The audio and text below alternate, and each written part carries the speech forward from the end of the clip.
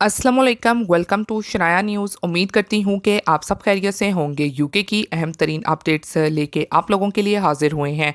तो हमेशा की तरह यही रिक्वेस्ट करूँगी कि वीडियो को आखिर तक देखिएगा, वीडियो को शेयर कीजिए और लाइक कीजिए।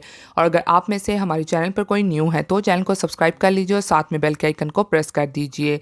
चलिए टाइम को वेस्ट के बगैर बढ़ते हैं आज की अहम तरीन अपडेट्स की जानिब।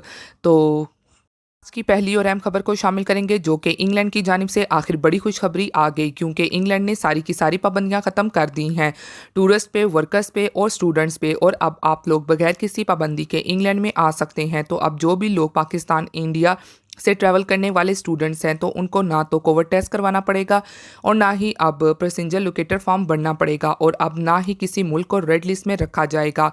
और मज़ीद बहुत से स्टूडेंट जो अब 2022 में इंग्लैंड में जा रहे हैं तो वो अब इंग्लैंड में फ़ुल टाइम काम कर सकते हैं, क्योंकि स्टूडेंट्स के लिए बहुत से वीज़ाज़ अवेलेबल हैं जिससे इस्तिफ़ादा हासिल किया जा सकता है। और इसी तरह इंग्लैंड में इस वक्त डेथ केसेस जो कि 200 के करीब हैं, जो कि दिन ब दिन कम होते जा रहे हैं। और मज़ीद इस वक्त इंग्लैंड को 2 मिलियन वर्कर्स की ज़रूरत है, जिसके बाइस अब सब ही रिस्ट्रक्शन को ख़त्म कर दिया गया है और इमिग्रेशन पॉलिसी भी पहले की निस्बत काफ़ी आसान है, जिसका सबसे बड़ा फ़ायदा यानी कि बेनिफिट स्टूडेंट्स को मिल सकता है। अब बढ़ते हैं आज की अगली और अहम तरीन अपडेट की जानिब, जो कि इंग्लैंड में जो कोई भी नेशनैलिटी एप्लीकेशन को डालते हैं तो फिर आपको एक रेजिडेंटल रिक्वायरमेंट को पूरा करना पड़ता है, जिसमें एम कैटेगरी ये होती है कि जब आप नेशनैलिटी अप्लाई करते हैं तो फिर आप दो तरीके से अप्लाई करते हैं, एक तो 3 ईयर रूट के तहत और दूसरा 5 ईयर रूट के तहत।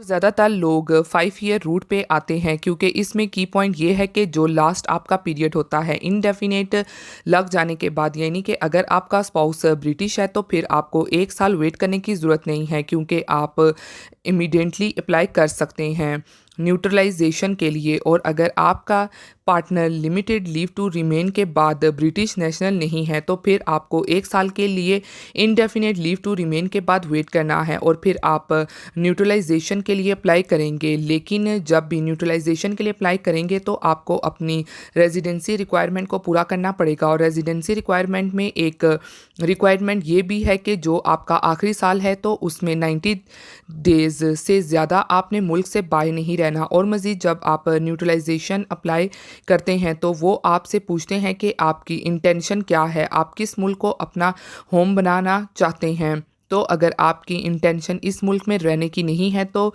आप ऑनेस्टली उनको बता दें कि मैं अपने इंडेफिनेट एक्टिव रखना चाहता हूं और फिर फ्यूचर में वो क्या करते हैं। लेकिन अगर आपकी इंटेंशन इस मुल्क में रहने की है तो फिर आपको बोलना चाहिए कि मैं इस मुल्क में रहना चाहता हूं, ताकि कल को कोई मसला ना बने।